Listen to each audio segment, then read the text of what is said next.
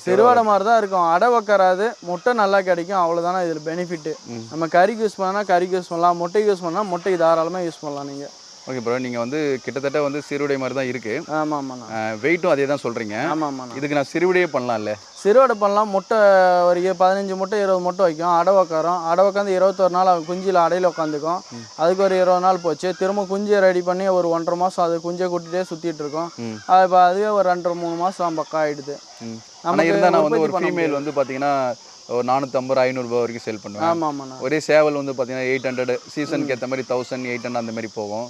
So அது rate வைஸாக கொஞ்சம் கூட இருக்கு இல்லையா? ஆமாம் ஆமாண்ணா. இருந்தாலையும் நமக்கு உற்பத்தி இது அதிகமாக நம்ம பண்ணலாம். அதோட அது 3 கோழி சேல் பண்ணுறது ஒரு 4 கோழி சேல் பண்ணால் முடிஞ்சு அந்த காசு எடுத்துடலாம். நம்ம நிறைய உற்பத்தி பண்ணி இதில் நம்ம முட்டையோ சேல் பண்ணலாம். முட்டை பிஸ்னஸ் கூட இது பண்ணிக்கலாம். அதில் முட்டை பிஸ்னஸ் கூட பண்ண முடியாது. அது மட்டும் இல்லாமல் தொழில் ரீதியாக நம்ம சிறுவடை பெருவடை வச்சா பார்த்தீங்கன்னா நமக்கு லாபம் கிடையாது. நோய் வந்து போகிறது, இந்த உற்பத்தி கம்மி, இந்த மாதிரிலாம் இருக்குது. அதனால பார்த்தீங்கன்னா சொனாலிக்கு வந்து நம்ம முட்டை பிஸ்னஸுக்கும் கறிக்கும் நம்ம உற்பத்தி அதிகமாக பண்ணலாம், நம்ம சேல்ஸ் அதிகமாக பண்ணலாம். அதுக்காக சொனாலி கோழி பெஸ்ட்டாக இருக்குது.